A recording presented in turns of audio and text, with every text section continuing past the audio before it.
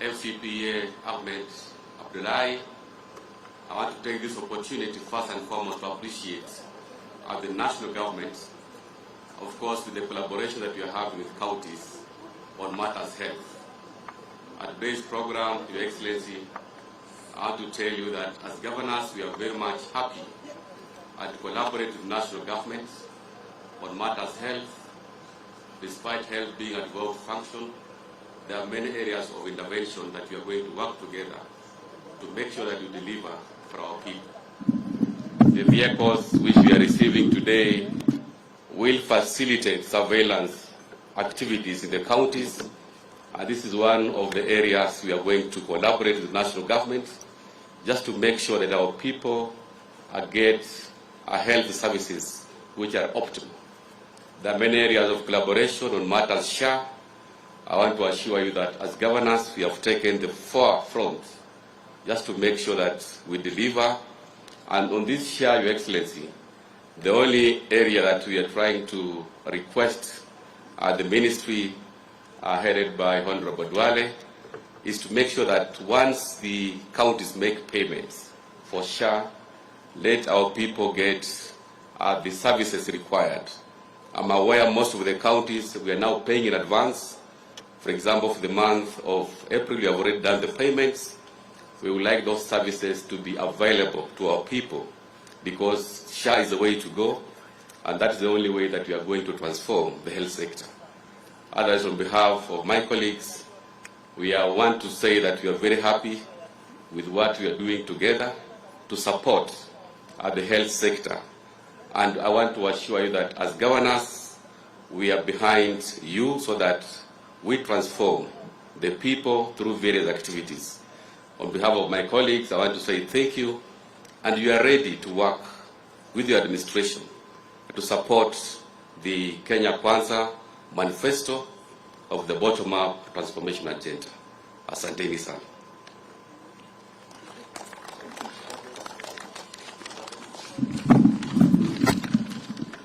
Your Excellency, the President and the Commander-in-Chief of the Defense Forces, Honorable Governors, Principal Secretary from the State Department, Departments of the Ministry of Health, Your Excellency and distinguished governors, today marks an important milestone in our national and county collaboration.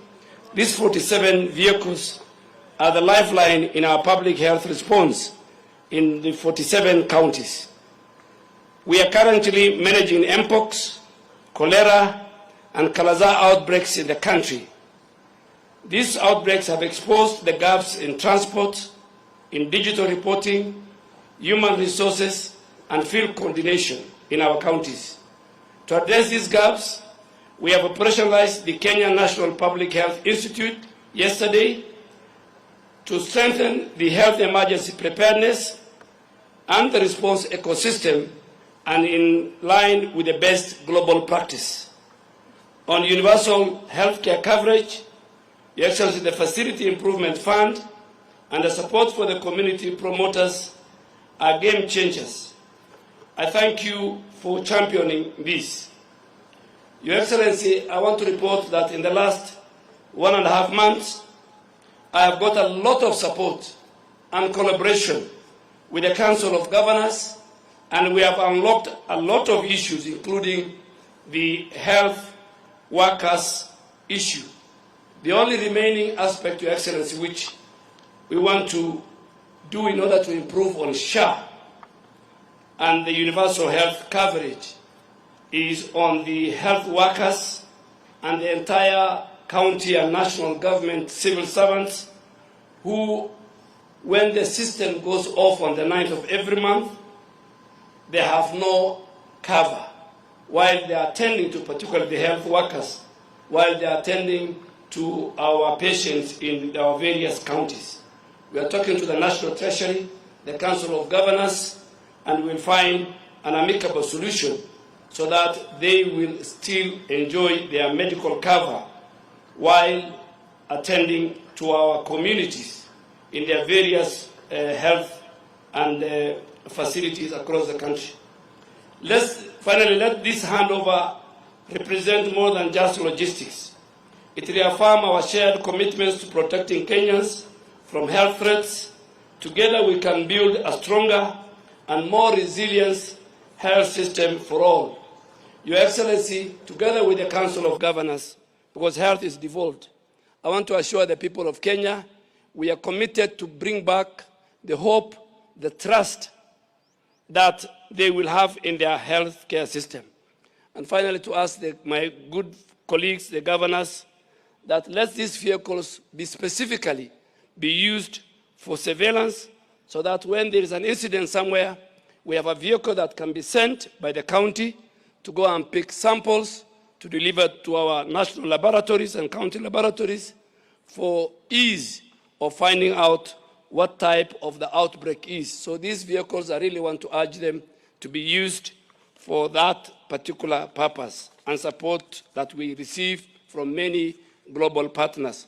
Your Excellency, with those many remarks, it is my duty and honor to invite you to speak to the country and to all of us who work within the health sector and flag off the 47 county surveillance vehicles that will help us monitor outbreaks in all over the country in the shortest time possible. Thank you, Your Excellency, and welcome.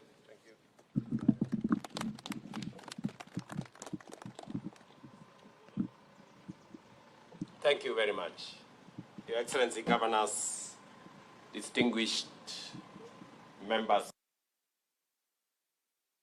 and here represented by the CECs, ladies and gentlemen, I am pleased to preside over the official handover of disease surveillance vehicles to each of our 47 county governments. These vehicles not only enhance logistical capacity, but also symbolize the national government's commitment to strengthening public health systems and disease surveillance infrastructure at the grassroots level in line with our bottom-up economic transformation agenda. As part of the lessons learned during the COVID-19 pandemic, Kenya has made remarkable strides in strengthening public health surveillance and emergency response systems through collaborative efforts and strategic investments. Among the key achievements are enhanced preparedness measures, improved traveler screening at points of entry for early detection of health threats and timely activation of rapid response mechanisms. We have also deployed digitized integrated disease surveillance event-based systems in all 47 counties, streamlining processes at both the facility and community levels. Additionally, surveillance officers and frontline responders have been trained and deployed across the country. At the same time, the government has significantly expanded molecular diagnostic capacity and improved referral systems in our regional laboratories. These efforts have reduced turnaround time for case confirmation during outbreaks and enhanced our ability to respond swiftly to emerging health threats. Ladies and gentlemen, as we continue to confront both ongoing and emerging health challenges, we must remain unwavering in our resolve to protect the health and well-being of everyone within our borders. Counties are the first line of defense in our health emergency preparedness and response efforts. It is through strong collaboration between the two levels of government that we succeed in building a resilient, responsive, and accountable health system, one that not only responds to crises but also is capable of preventing them. The progress we have made in disease surveillance, emergency response, and diagnostic capacity has formed a strong foundation for successful rollout of our Universal Health Coverage Plan and reinforces our commitment to long-term health systems resilience. Since we launched Taifa Care in October 2024, over 22 million Kenyans have enrolled with Social Health Authority with an average of 45,000 new registrations daily, a clear indication that Kenyans are embracing our universal health delivery model. Last evening, Duale, I think 49,000. Yesterday alone, 49,000 Kenyans registered. and about 22,000 actually went the next step to go through a means testing and paid. In fact, I saw the numbers yesterday. 21 million shillings was paid by about 20,000 Kenyans, indicating that Kenyans have begun to understand the value of being in that ecosystem, because there are demonstrable witness statements that have confirmed what SHA is doing to our communities across Kenya. We have allocated sufficient resources to fully fund primary health care, ensuring all registered Kenyans can access primary health care services free, fully paid for by SHA. Public health facilities at level 2, 3, and 4, along with SHA-contracted hospitals, should not charge Kenyans, as SHA is settling payments promptly. When I say promptly, every 14th of every month, we settle bills for the month, the previous month, every 14th. So next week, we will be settling all the bills for April. We have done so for March. There are only remaining a few cases where there are issues that needs to be sorted out, either between the facility and SHA, or between the facility and the hospitals. So we will continue to refine the payment model to make sure that we pay for services rendered. I am very proud that many of the county governments initially made a claim that was true, that public facilities were providing the most service, yet they were getting the least payments. The model has significantly changed. If you follow it now, most of the money is now being paid to public facilities, because the public facilities are offering the most services to the public. And this is the model we wanted, so that we pay for service. That is the minimum that we can expect from anybody. And I want to commend public facilities under the management of the county governments for stepping up and providing service, and that is why those facilities are being paid.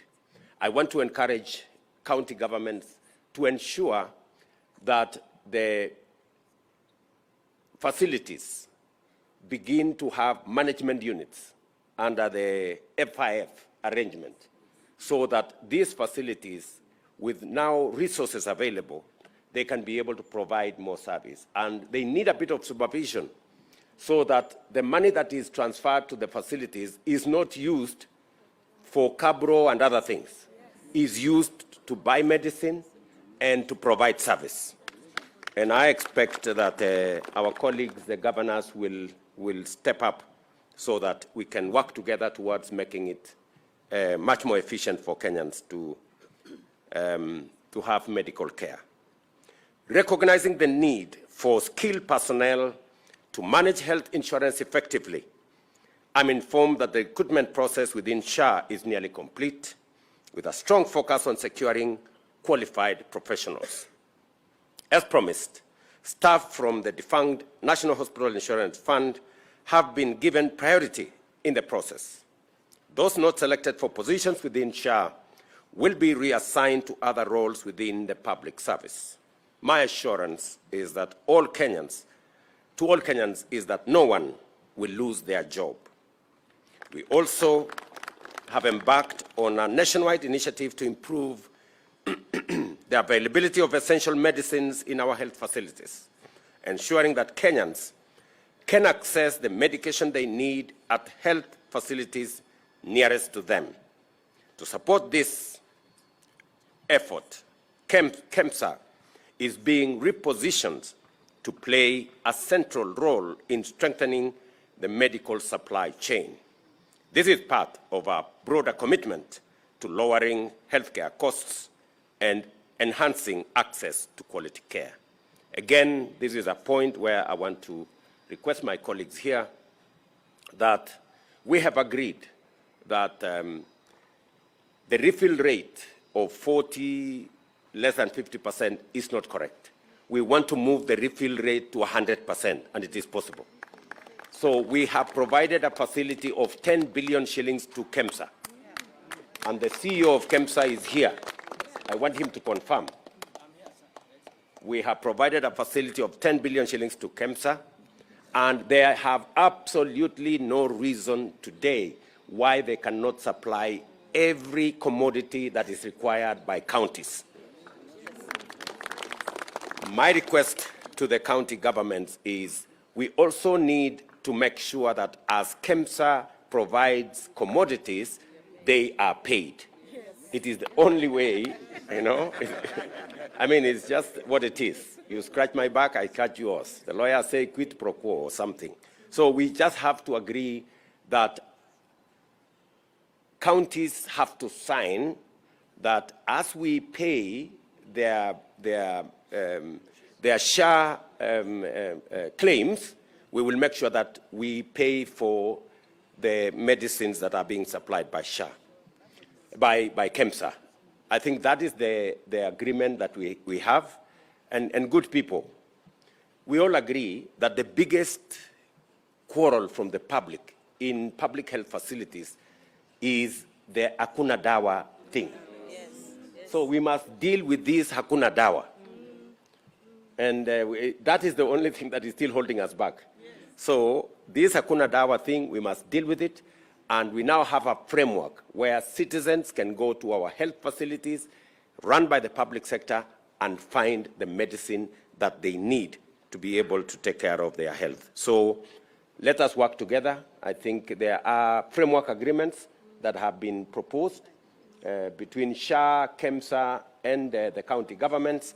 Let us just find it in that framework so that we can facilitate the availability of drugs and commodities and medicines in our public facilities. Now that we are paying from SHA direct to the facilities, there is every reason why we should make sure that the medicines are available in our facilities. Additionally, the government is leveraging digital technologies to make healthcare delivery paperless and more efficient within the next 6 months. A transformation already underway in 6 counties. We just want to make sure that fraud and treating non-existent people and supplying medicines to non-existent people stops. And technology, good people, is going to help us. So, and the rollout is going on. We are going to work with you. We are already working with 6 counties. We will roll it out. Aden Duale and his team at the ministry will be working with you so that we can make sure that we control that space and make sure that there are no ghost people taking medicine and stealing from us. Let me also say one more thing to congratulate all the counties. We now have a list of all the facilities you want equipment to be supplied. I want to ask the ministry to now focus on making sure that we work with the county governments on the facilities they have recommended so that we can make sure that all the requested equipment are available in the facilities. And then we can move to the next level for the facilities that cannot be placed under the fee-for-first service arrangement. I already made the commitment that we're going to pay 30% for the ones you want to purchase outright, and the counties will pay the balance over a period of time. So again, I want that process to come into force so that we can roll out the full scale of our health facility development. Let me say this. We needed to sort out payment. We needed to sort out commodities, and we needed to sort out equipment. Those are the 3 things that we need to sort out, and we are going to do it collaboratively. As I conclude, let me also say one more thing. I am very happy that now I did instruct the Ministry of Education to work on a framework that will facilitate counties to continue giving bursaries to our students. And the ministry have sat down, they have worked out a framework, and now counties can now participate in matters education by making sure that the very deserving Kenyan young people and students benefit from bursaries, both from the national government and the county government. I want to ask the county governments now, you can now sign the agreements that were initially asked by the Comptroller of Budget, and therefore we can all participate in the education of our children. As we said, the two levels of government are interdependent and we work together. So although education is a national function, but we want the support of the county governments in especially matters to do with bursaries. The same thing, health is devolved, but we want to support the delivery of health facility because ultimately the children belong to Kenya. They don't belong to the national government or the county government. And Kenyans who seek medical attention do not belong to the national government or the county government. They are just Kenyans. And they expect all of us to work together collaboratively so that we can deliver on our collective mandate for the people of Kenya. And to give assurance to my colleagues, the county governors, that I have no intention whatsoever to take over any county government functions. I do not have. My hands are already too full. I have too many things to deal with. I can only play a supportive role in making sure that when counties succeed, Kenya succeeds. As I conclude, I urge all Kenyans to register with SHA. Let us move away from the burden of Harambes and the WhatsApp group fundraisers for medical bills. Together, we are building a sustainable, dignified healthcare system that serves everyone without discrimination. Thank you very much, and I'm very happy to work with you guys on making sure that we detect disease as early as we can by providing the infrastructure for surveillance, and to congratulate all of you for what you're doing in making sure that Kenyans are safe from wherever they are. Thank you very much. Thank you, Your Excellency. We'll now request that His Excellency step forward for the flagging off, joined by the Cabinet Secretary. And intermittently, as the vehicles are passing, we'll do them in order of the counties. So we'll have the Governor to join His Excellency. The rest, kindly let's remain, because we'd like to have the Governor of the county that's being flagged off.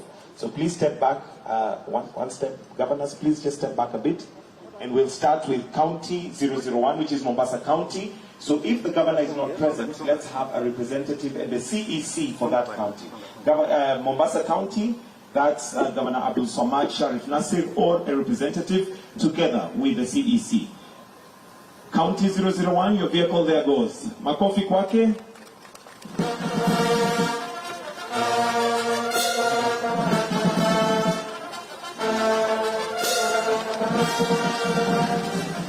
So the Governor can step out and have Kwale County. Kwale County.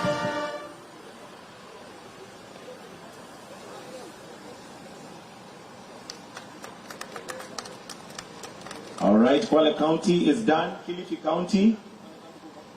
So Kwale County, you can step back. Kilifi County. Remember, it's the Governor or representative. Tana River County. Followed Tana River County currently. Lamu County. Lamu County.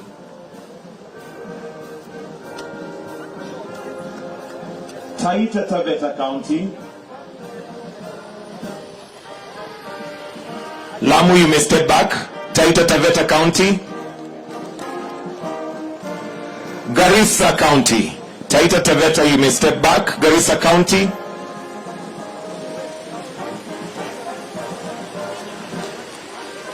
Wajir County. Garissa, you may step back, please. Wajir County. Wajir County.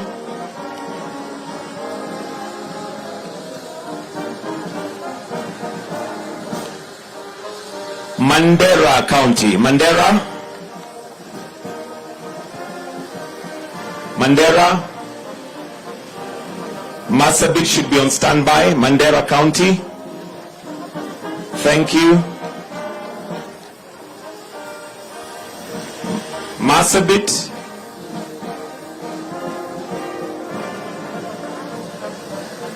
Followed by Isiolo. Meru County.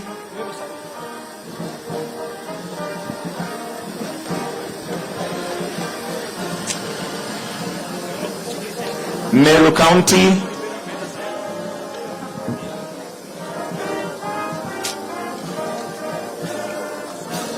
Tharaka Nithi follows.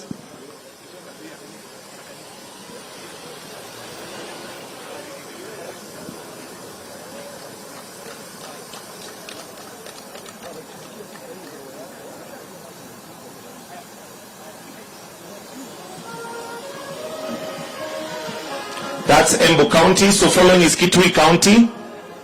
Kitui County.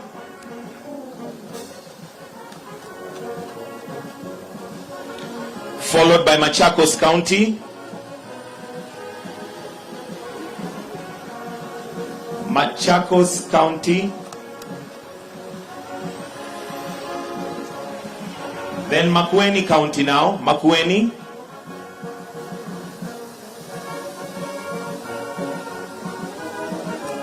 Followed by Nyandarua. We are now on Nyandarua.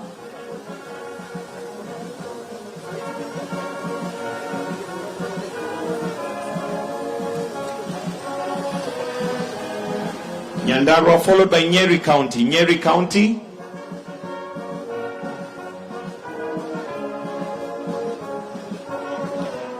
That's Nyeri County. Next should be Kirinyaga County. Kirinyaga.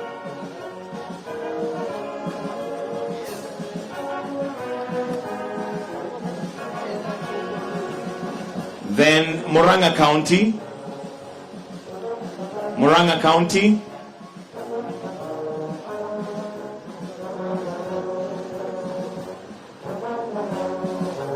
Followed by Kiambu County.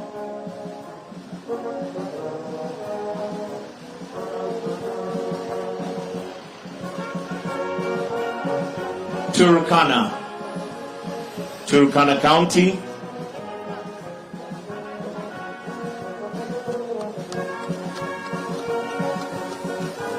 West Pokot. West Pokot.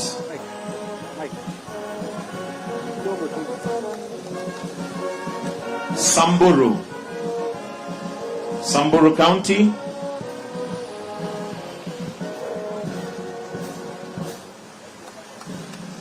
Trans Nzoia is next.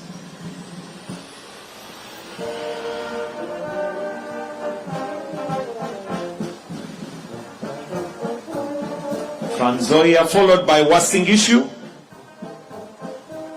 Uasin Gishu County.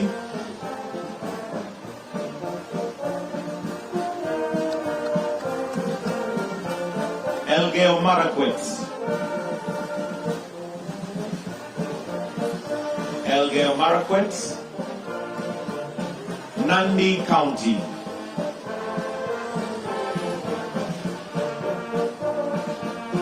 Nandi County. Baringo.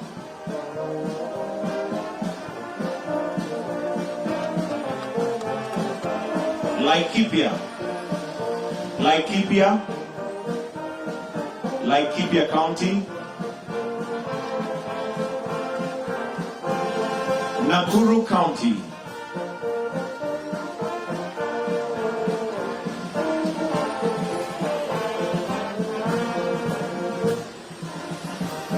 Next is Narok County. Narok.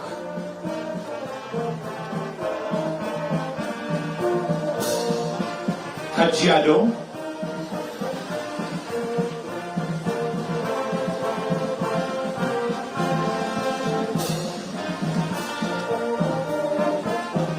Kericho.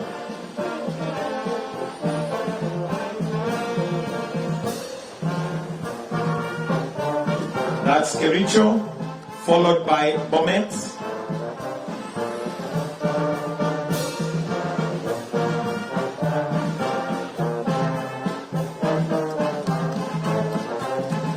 Kakamega.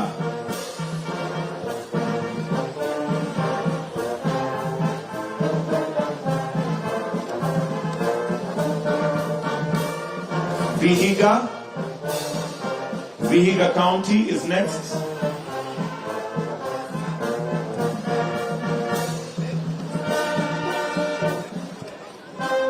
Bungoma County. Bungoma.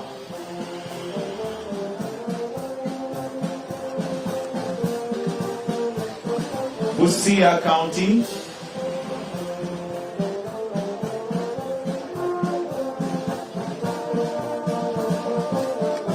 Followed by Siaya County.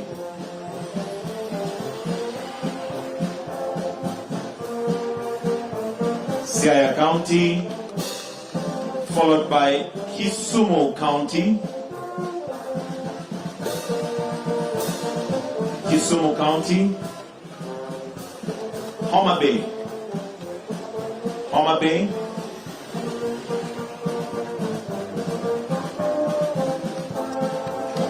Migori. Migori County. Kisii. Kisii County. Kisii. Nyamira. Nyamira County. And the last one, Nairobi County.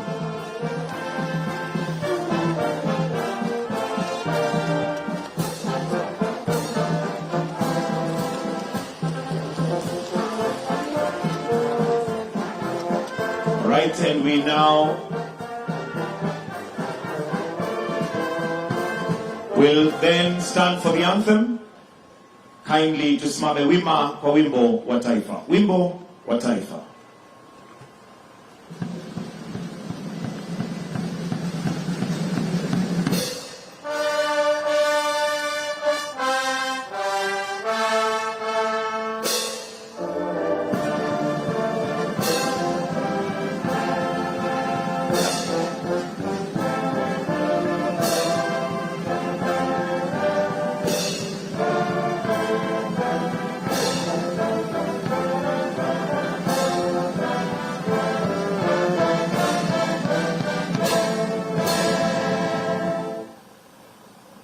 CECs to kindly remain behind and sign off the vehicles.